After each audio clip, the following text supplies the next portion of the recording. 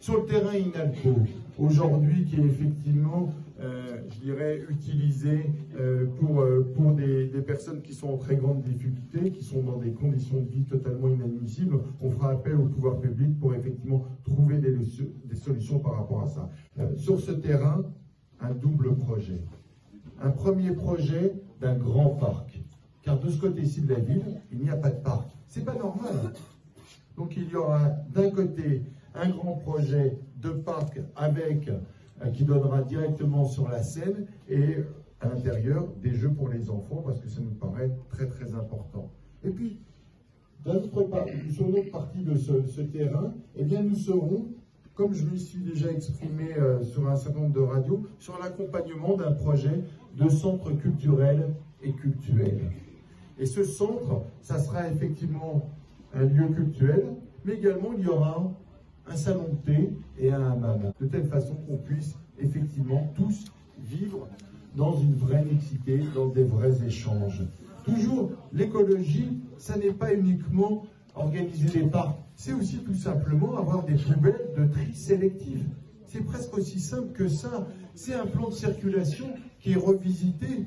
C'est une troisième ligne pour un TUC avec des bus électriques. Alors bien évidemment, ces bus électriques, ça ne se fera pas, et ce plan de circulation ne se fera pas forcément en 2 mois, mais je pense que sur la première année ou sur les 18 premiers mois, on peut effectivement mettre en place ce type de choses.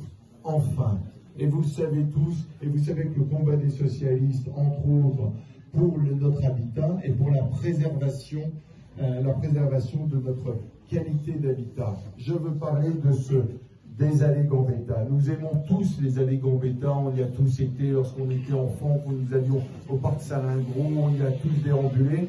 Et j'ai appris, avec étonnement, que quelqu'un voulait en faire un parking. Couper les arbres, mettre en place 350 places de parking, alors qu'il y a déjà 200 voitures dessus. Donc c'est rajouter 150 places, 3 ans de travaux, et surtout, plus ces arbres, 1 mètre de terre, planter des arbres. Mais qui va y croire? Pas moi en tout cas. Et en plus, je vous rappelle que par mois, cela coûterait, pour toute personne qui voudrait mettre sa voiture, 135 €, 1500 € à l'année. Eh bien moi, personnellement, je ne peux pas le faire. Vous peut-être, mais moi, je ne peux pas le faire. Et ça, c'est pas acceptable pour les Clichy que vous êtes. Donc, en conclusion, ce que je vous dis par rapport à ce projet de parking, nous gérons la mairie, ce projet sera annulé. Les allées seront réaménagées, les places de stationnement seront laissées au prix d'aujourd'hui. C'est-à-dire qu'effectivement, on vivra mieux, plus équilibré et tous ensemble. Enfin, parlons du centre-ville tout de même aussi. Ce centre-ville, qu'est-ce que l'on voit au milieu? La maison de la République, la mairie, la France, notre pays. Et cette mairie est entourée de grilles. Mais pourquoi? Qui a besoin de se protéger?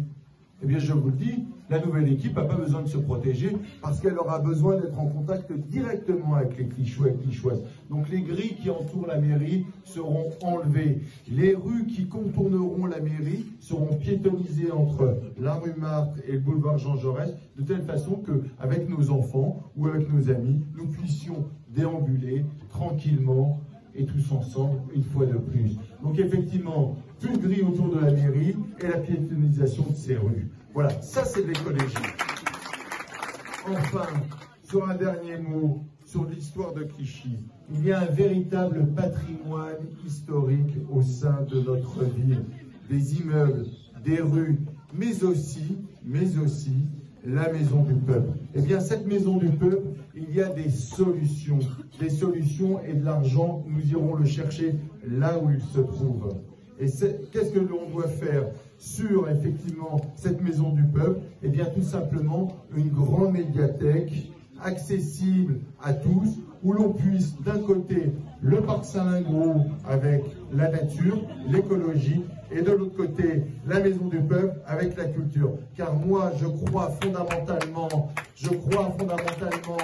à vous, je crois fondamentalement, effectivement, à la solidarité, à l'élévation de l'individu. C'est par la formation, la culture, le sport, la rencontre et la fraternité que nous y arriverons. Je vais vous dire une chose très simple. La France c'est notre pays. C'est sa diversité. C'est ses échanges. C'est nos origines. Notre différence parfois. On s'engueule, mais on reste ensemble. Eh bien, vous savez...